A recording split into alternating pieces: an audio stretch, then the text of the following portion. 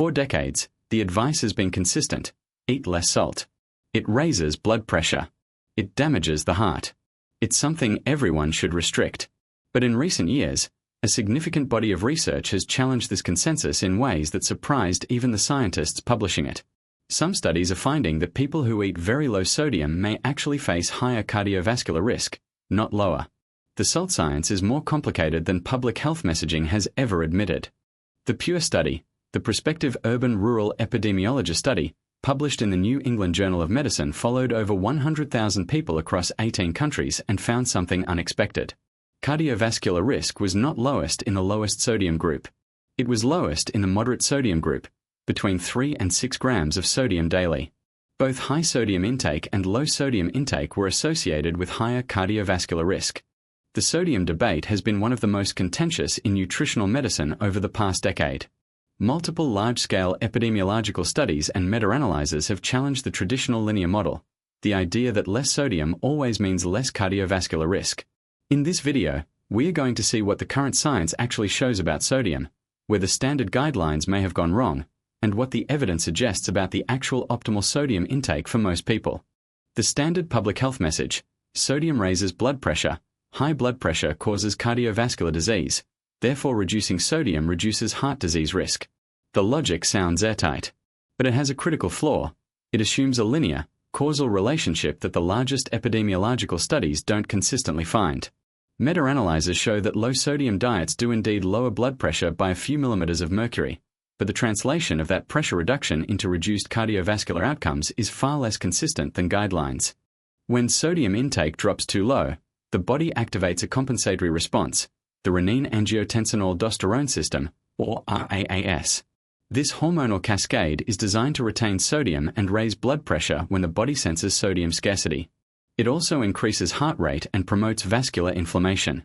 Studies show that very low sodium diets, below 1,500 milligrams per day, reliably activate RAAS.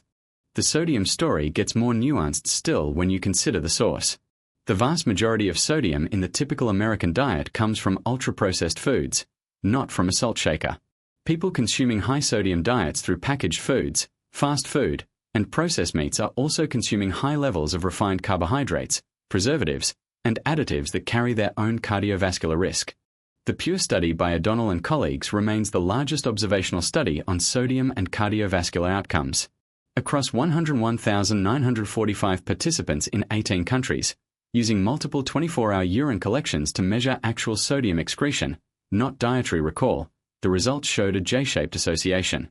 The lowest quartile of sodium intake, below 3 grams per day, had 27% higher risk of cardiovascular events and death compared to the reference moderate group.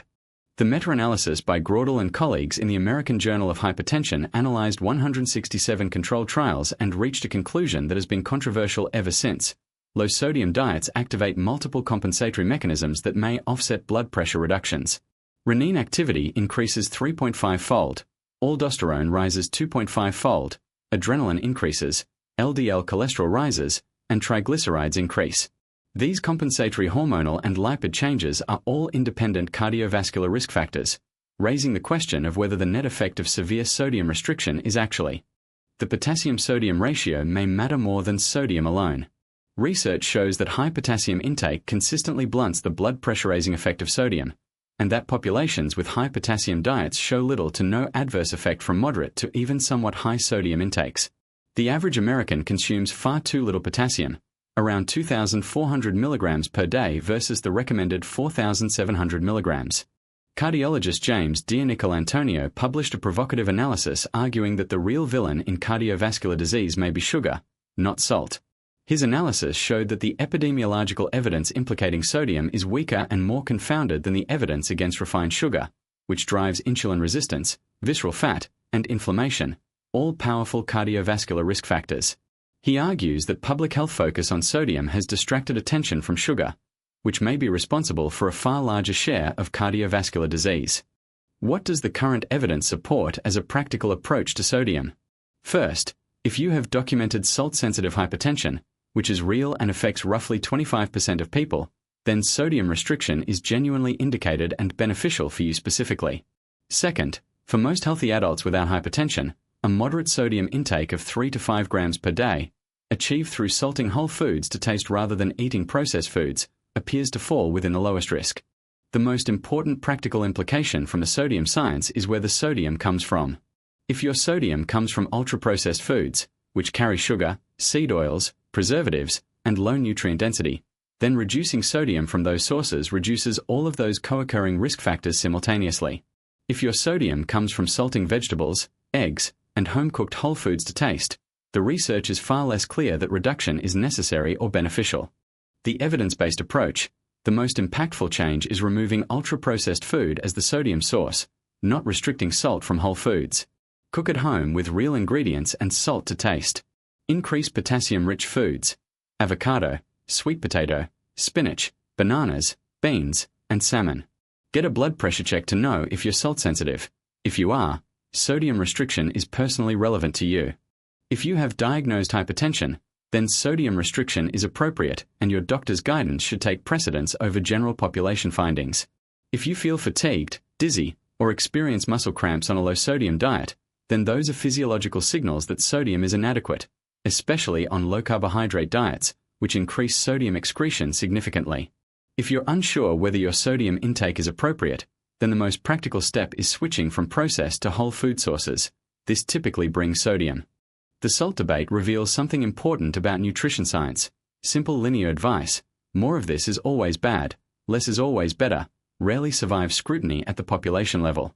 The current evidence on sodium points to a J-shaped relationship, where moderation is optimal and extremes in either direction carry risk. The more important question may not be how much salt, but where it comes from and what it comes with. Nutrition science is always more nuanced than the headlines suggest, and MedBrief today is here to give you the actual research, not the simplified version. If you want to keep building a smarter picture of your health, keep watching. If today's video helped clarify something, share it with someone who needs it. Most people never see research summarize this clearly. That's exactly what this channel is here to do.